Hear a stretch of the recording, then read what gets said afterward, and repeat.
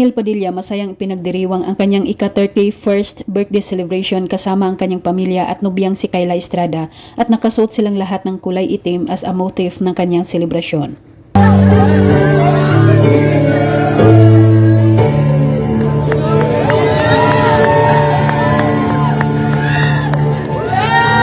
Hawak ng kanyang dalawang kapatid na babae na sina Maggie at Lela ang dalawang birthday cake para sa kanya. Pagkatapos kantahan ay hinipan niya ang kanyang kandila para sa kanyang birthday wish.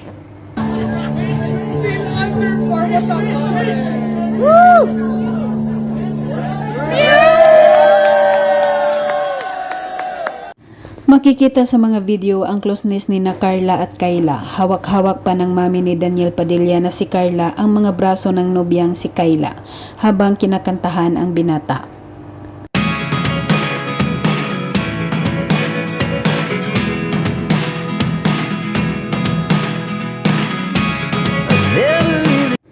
Masaya namang nakipaghalubilo si Kyla Estrada sa mga naging bisita ni Daniel Padilla sa parting iyon. Nahalatang kakilala naman din ni Kyla ang mga ito.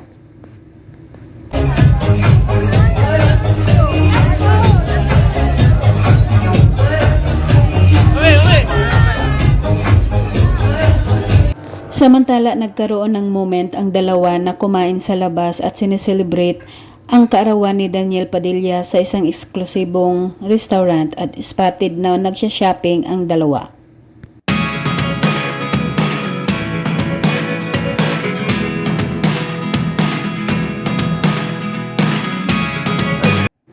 Laging namataan ang dalawa na magkasama, talagang hindi na maitago ang tunay na relasyon ng dalawa na ngayon ay going strong dahil sa mga pamilya nilang nakasuporta sa kanila.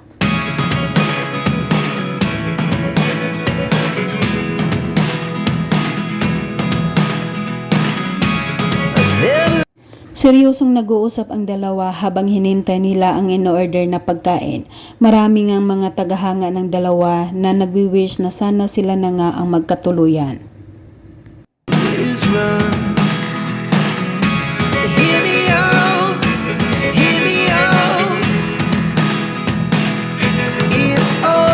Dahil makikita naman na parehong pamilya nila ang boto sa kanilang relasyon. Naging close na si Kyla Estrada sa pamilya ni Daniel Padilla at welcome na welcome naman si Daniel sa pamilya ni Kyla Estrada.